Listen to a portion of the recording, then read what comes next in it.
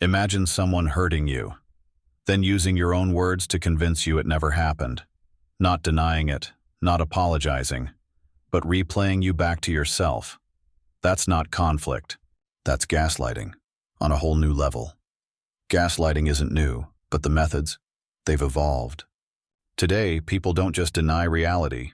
They weaponize your own voice, your texts, your vulnerability, your empathy, your past explanations.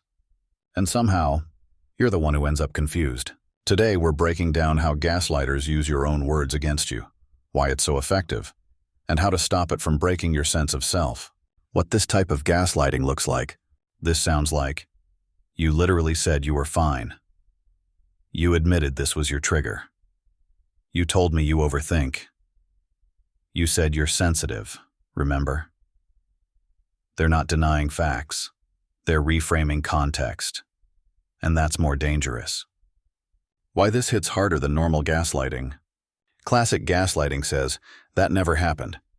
This version says, it happened, but you said it didn't matter.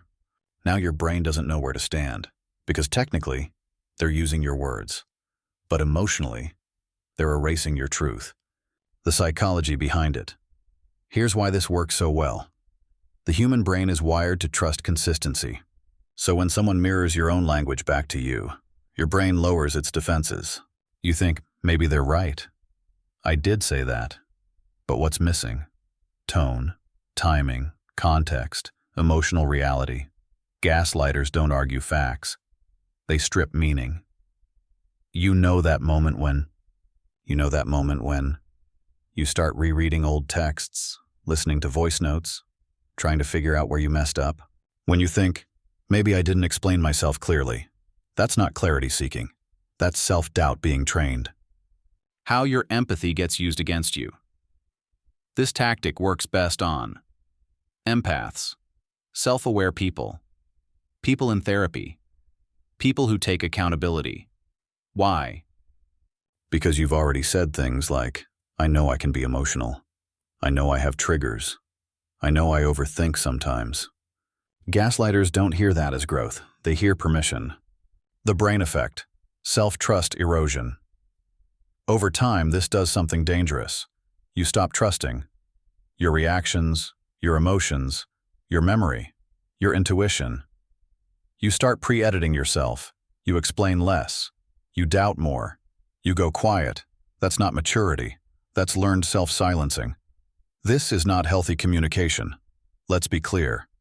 Healthy reflection sounds like, I remember you saying that, but I see now how it affected you.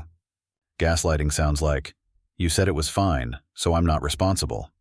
One invites growth, the other avoids accountability. Why this creates trauma bonds? When someone uses your voice against you, you start believing only they understand you. You rely on them to interpret your feelings. That creates emotional dependency. Confusion becomes attachment, and clarity feels scary, because it might mean leaving. How to break the pattern. Here's how you protect yourself. 1. Separate words from context. Just because you said something once doesn't mean it defines you forever. 2.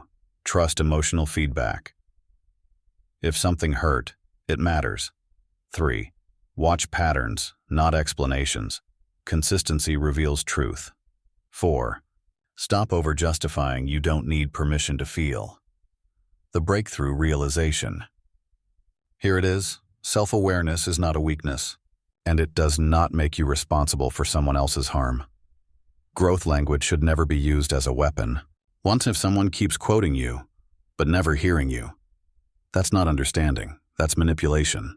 Your words were meant to create connection, not silence you. And the moment you stop explaining yourself to someone committed to misunderstanding, your clarity begins to return. Have you experienced this kind of gaslighting? When someone used your own honesty against you? Share your story in the comments. And if you want more videos on emotional manipulation, attachment styles, and psychological self-protection, subscribe. This channel exists to help you trust your voice again. You're not confused. You are being controlled.